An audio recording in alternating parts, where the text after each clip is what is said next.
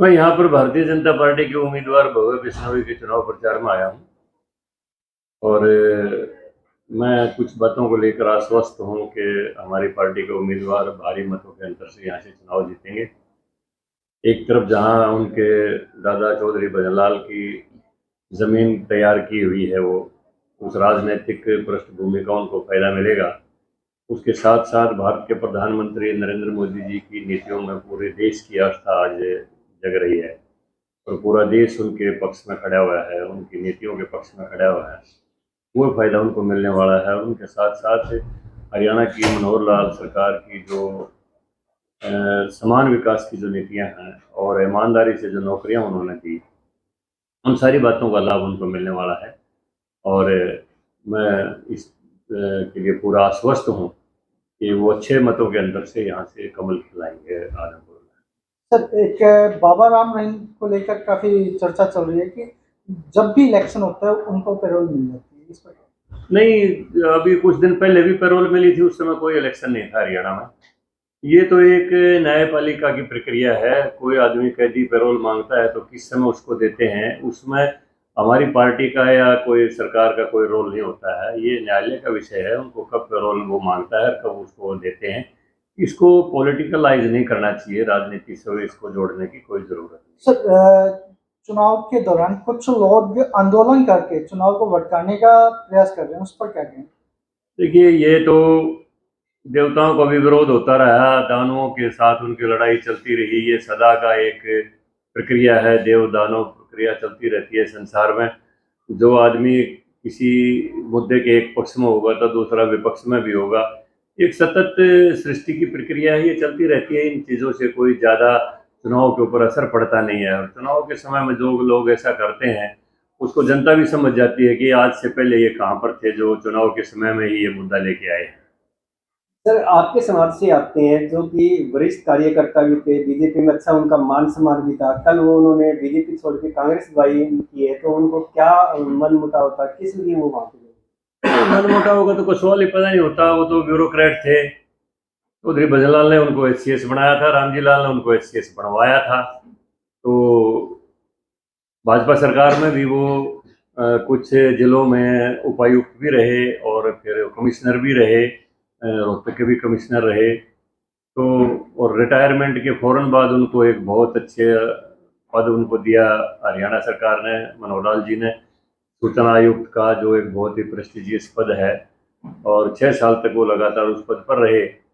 तो इसका तो मैं यही समझूंगा कि ये तो जो चाणक्य ने कही थी ना कि दुनिया में सबसे बड़ा पाप क्या होता है, तो उन्होंने कहा कि सबसे बड़ा पाप तो कृतघ्नता होता है।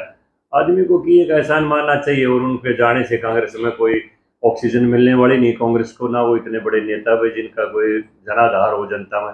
ब्यूरोक्रेट थे और डायरेक्ट सीधे फिर वो सूचनायुक्त बन गए। उनका जनता से कोई संपर्क भी नहीं है, इससे कोई चुनाव पर असर पड़ने वाला नहीं है। सर, पहले की बात करें तो लोग कहते थे सरकारी स्कूलों में पढ़ाई नहीं है, लेकिन जब स्कूल बंद करने की एक प्रोसेस शुरू हुआ तो लोग कहने लगे कि स्कूल बंद कर रहे हैं बीजेपी। तो इसको किस नज़र से देखते हैं?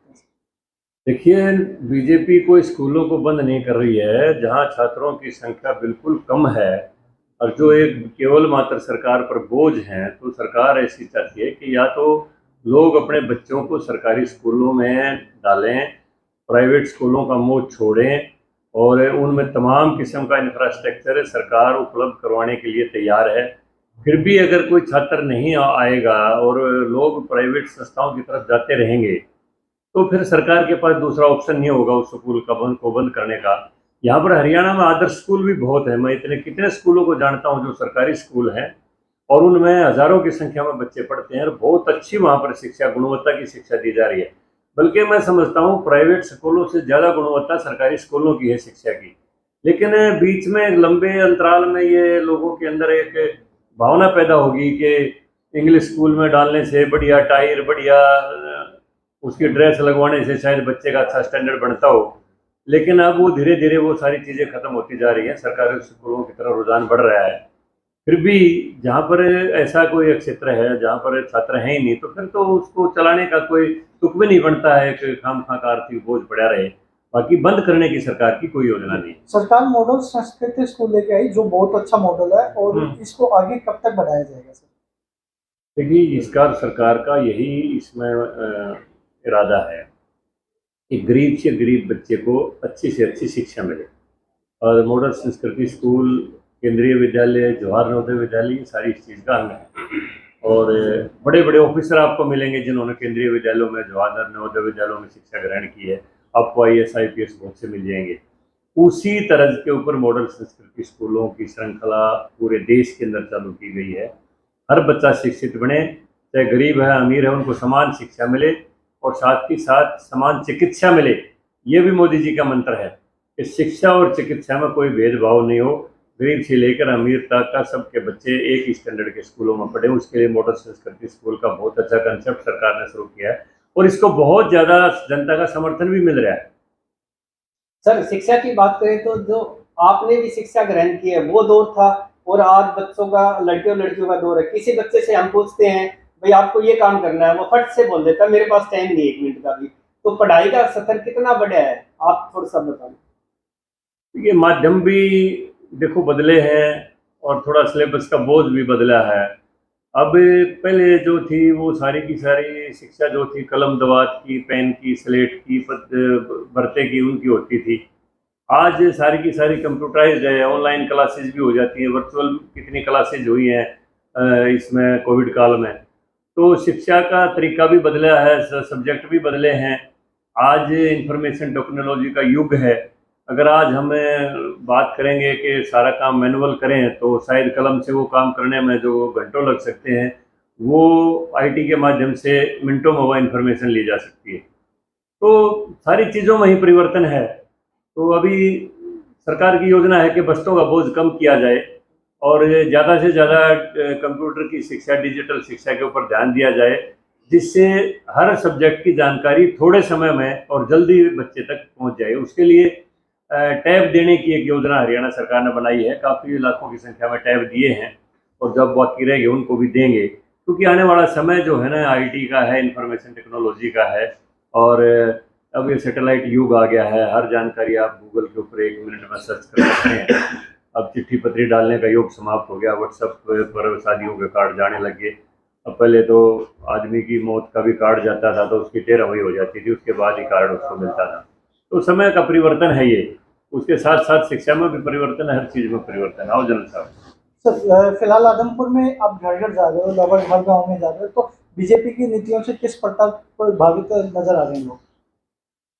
देखिए, बीजेपी की नीतियों से तो जनता पूरी तरह से प्रभावित है। जैसे मैं आपको बता चुका हूँ, आज नरेंद्र भाई मोदी जी का पूरी देश क्या दुनिया में कोई विकल्प नहीं है। वो राष्ट्रीय नहीं, अंतर्राष्ट्रीय स्तर पर भारत की पहचान उन्होंने बनवाई है। तो जनता, आज मीडिया का ज़माना है, हर चीज़ को अपने मोबाइल के ऊपर सर्च करके देख लेती है। और इसी प्रकार हरियाणा सरकार का जो मनोहर लाल जी ने आने के बाद जो ट्रांसपेरेंट हर काम किया है, उसका जानकारी हमें ज़्यादा प्रचार करने की ज़रूरत नहीं है। आज तो बच्चे हर चीज़ को सर्च कर लेते हैं, समझ लेते हैं कि हर चीज़ मेरिट के आधार पर हो रही है। अगर कहीं थोड़ी सी मेरिट इग्नोर हो जाए तो 1 मिनट में कोर्ट में मामला पहुंच जाता है। तो बहुत जागरूकता है इस समय और हर बच्चा इस बात से वाकिफ़ है कि सरकार, ये कौन सी सरकार ने क्या किया है और आज की सरकार हर वर्ग के विषय में क्या सोच रही है।